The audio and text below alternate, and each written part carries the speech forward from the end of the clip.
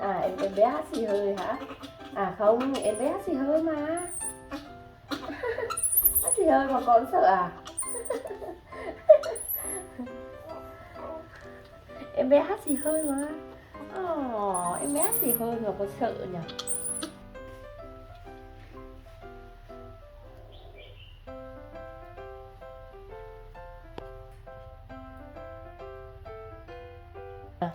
Giỏi quá nhỉ. Đâu con.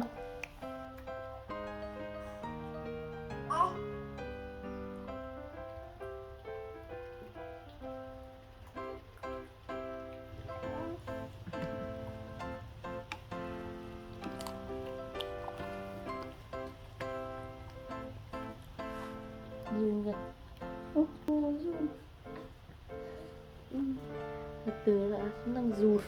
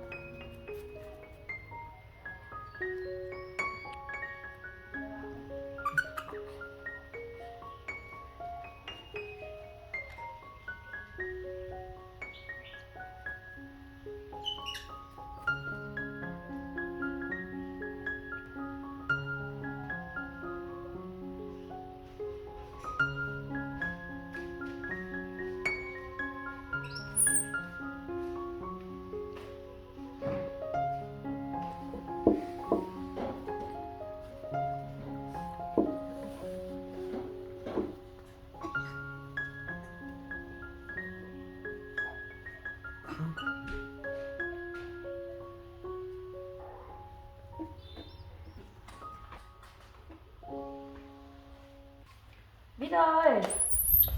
À ở đây à. Ở đây à. À đây trong em bé. Giỏi quá nhỉ. À trong em bé à. Hôm nay Vít giỏi thế. Hôm nay Vít giỏi quá. Giỏi quá, giỏi quá, giỏi quá nha. Đi vô lấy bát nhá. Vô lấy bát để mẹ cho ăn nhá. Nha. Ăn không có đói nha. Đây Vít xuống đây đi. Vít xuống đây nào. Xuống đây để đi lấy bát với mẹ nào. Nha. Hôm nay trông em bé giỏi quá nhỉ. Đi nào. Đi. Đi đây. Đây này. Đi đây. Mặt đi đây con. Đây nào. Vít đi đây. Đây. Đi. Đi đây nào. Đi đây mẹ đưa bát cho con để ra ăn nha. Hôm nay Vít giỏi quá. Nhỉ. Đây con. Giỏi quá nhỉ. Để mẹ lấy thìa nha. Dao đây nhỉ. Để im với mẹ nhìn đó. Con dao đang trên nhà. Giả tổ đi. Xuống đây con. Đây mẹ đưa đi nào. Xuống đây. Nào gọt trái cây. Này cầm lấy con. Này. Đi, đi nào, đi nào. Đi. Đi nào. Giỏi nha.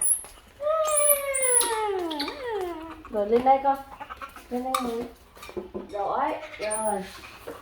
Ngồi im nó để mẹ lấy dao nhá.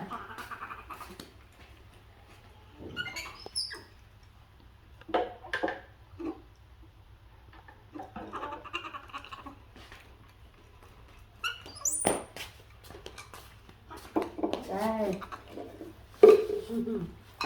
Giỏi nha. À, mẹ quên chưa lấy giấy nữa kìa, để lau tay kìa. Viết đi lấy giấy cho mẹ đi. Viết đi lấy giấy cho mẹ đi, xong rồi ra ăn nhá. Viết đúng. Ngồi lên đi.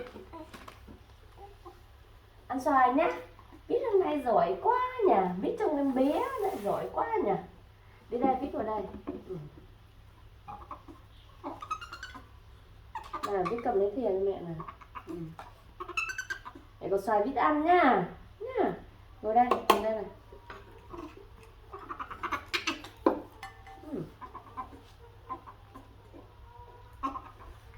Viết vào đây. Ngồi im đi con. Giỏi nhỉ. Này viết trông em bé rồi đấy. Giỏi quá.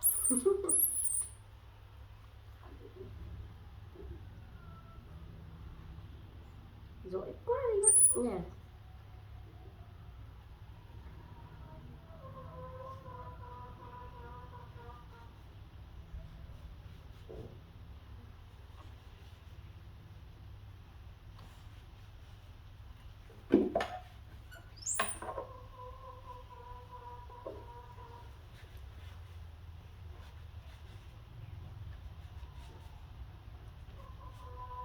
Rồi, viết vào lên thì mẹ bỏ bát.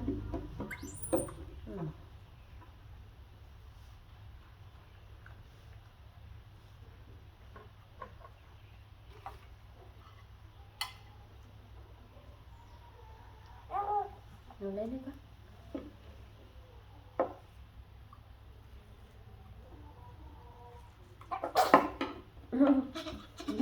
Em bé hát xì hơi hả? Không, em bé hát xì hơi mà. Hát xì hơi mà con sợ à? Em bé hát xì hơi mà. Em bé hát xì hơi mà con sợ nhỉ?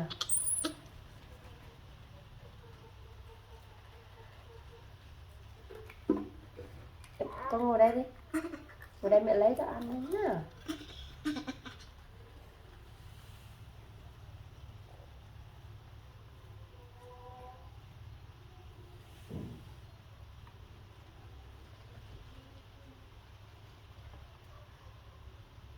Rồi. Lau tay nữa nhá.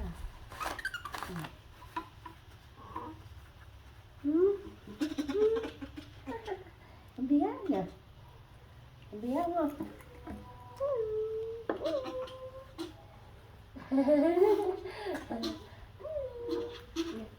Giỏi nhỉ. Mẹ mượn thìa nào.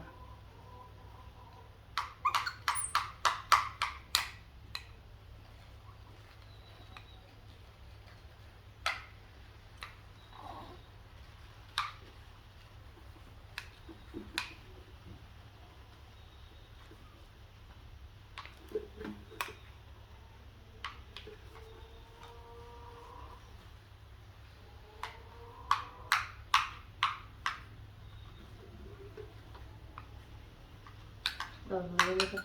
Ngồi lên nữa mẹ. Mẹ lấy sữa chua nhá. Bỏ vào đây.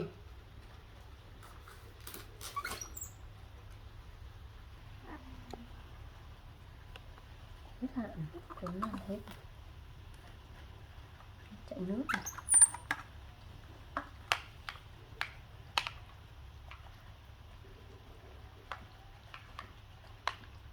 Biết ăn hết đấy đây là no lắm rồi.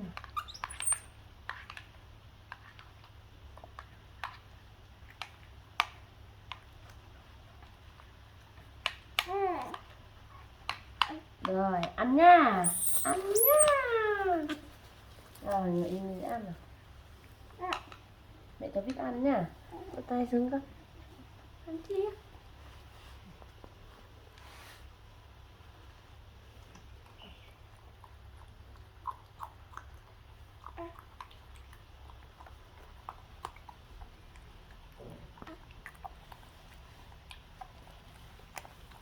giỏi quá nè.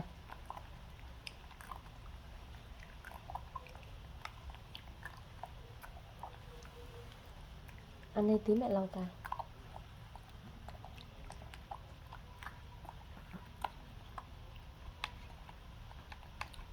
Từ mẹ chưa xúc được mà.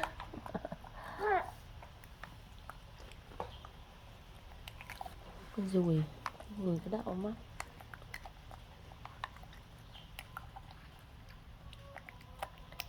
Viết hôm nay 10 điểm nha. Trông em bé nha. Giỏi quá nha. Sao con?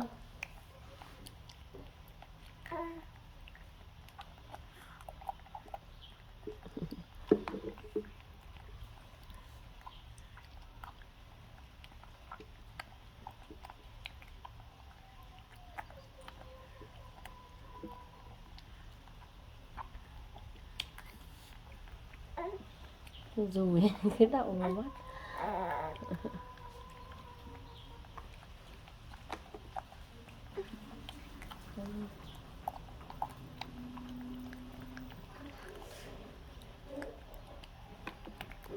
Biết giỏi.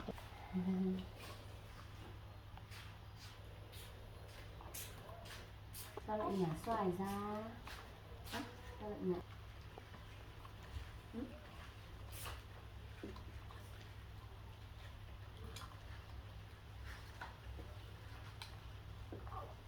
Ăn đi con. Kệ mình đâu.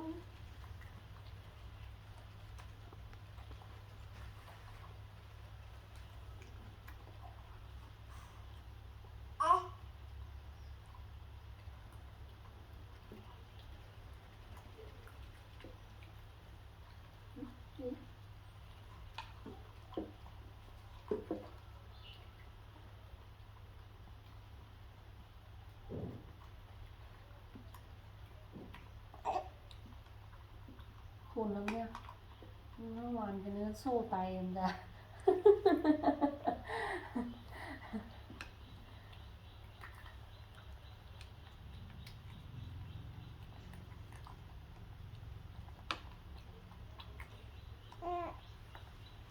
Miếng nhỏ thì ăn, còn miếng to không ăn.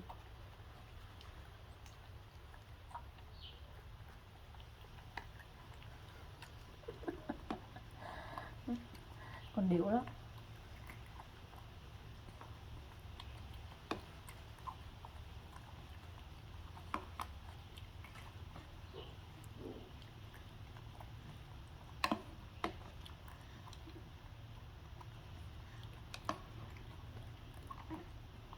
Gạo ngồi chơi nhá, nằm chơi nhá, để mẹ cho David ăn nhá. Run rồi, tay.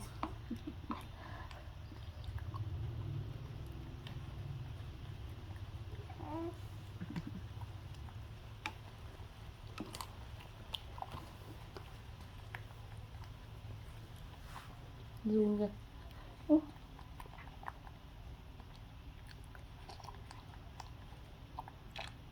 Ăn đi con. Biết ăn đi. No chưa con? No chưa?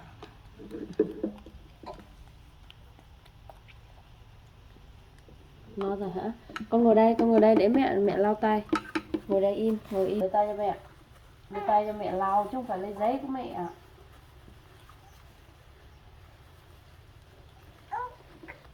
Đưa tay lên đấy mẹ.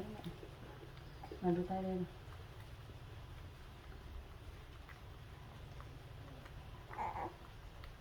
Sao con? Con có ăn được đâu nha.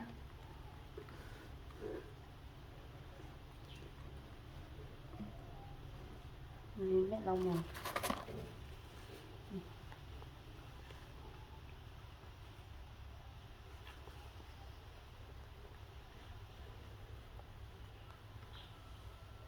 Mẹ lau ghế nha.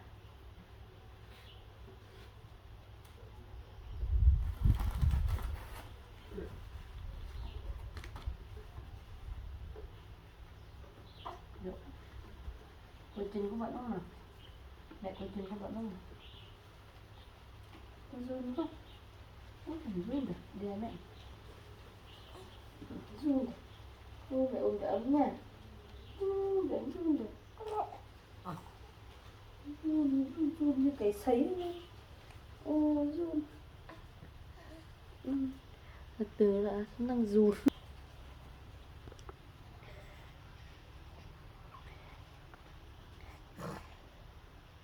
Hôm nay viết giỏi lắm nha.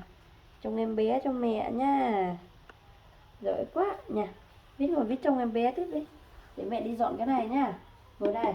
Ngồi đây trông em bé để mẹ đi dọn nha. Nhớ chưa? Đúng rồi, khoanh tay lại. Khoanh tay lại trông em bé đi nha. Giỏi lắm. Để mẹ đi dọn cái này nha. Ngồi đó chơi nha, để mẹ đi dọn nha.